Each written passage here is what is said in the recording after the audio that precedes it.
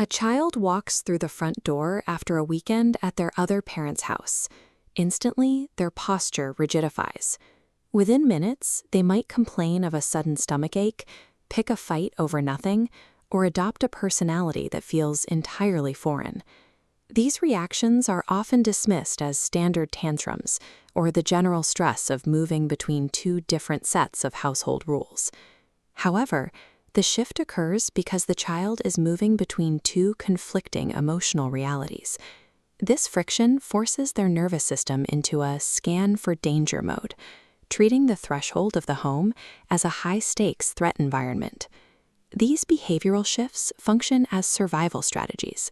They allow a child to navigate an invisible psychological minefield where every word or emotion carries a hidden cost. This minefield is the loyalty bind, a psychological double-bind that subjects a child to a set of impossible, conflicting rules. The trap is systemic. Showing love to one parent risks hurting or angering the other, while telling the truth about their day-to-day life triggers adult conflict. To survive this loop, children learn to hide their true experiences. They perform specific roles to manage the adults around them, eventually learning to split their identity to match whichever home they are currently in. As long as a child is forced to act as an emotional manager for the adults in their life, their core sense of self remains fractured and unsafe. This psychological pressure typically manifests through 4 distinct behavioral archetypes. First is the emotional caretaker.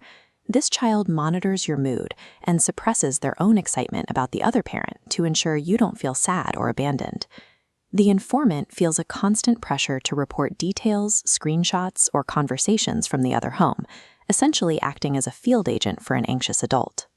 The moral judge uses rigid, adult-sounding language to categorize parents.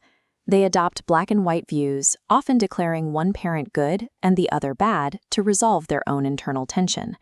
Finally, the secret keeper is defined by hypervigilance. They are terrified of being overheard and view any shared information as a betrayal that will lead to punishment. While these behaviors look different, they all serve the same purpose: keeping a child safe by keeping an anxious adult calm. Even well-intentioned parents often reinforce these survival archetypes by leaning into natural parental instincts that backfire in high-conflict scenarios. This often starts with the post-visit interrogation. An adult search for the truth hits a child's brain as a demand for evidence, creating intense and dangerous pressure. Pressure also builds when a child is made a witness. Zunting about the reality of the situation or allowing them to hear legal discussions forces them into an adult role they cannot sustain. The most common point of failure is confronting the other parent based directly on what a child shared in confidence. Using a child's disclosures as ammunition teaches them that speaking up leads to war. This effectively silences them for good. Reversing this damage requires building a safety culture. This shifts the focus from managing the other parent's behavior to neutralizing the environment in your own home. This neutralizing process begins at the moment of highest friction, the physical transition between homes. For the first 30 minutes after a child arrives, the protocol is strict. Provide low stimulation, a predictable ritual, and absolutely 0 questions about the other home. Consistency in this routine proves to the child's nervous system that they don't need to perform or manage your emotions to be safe.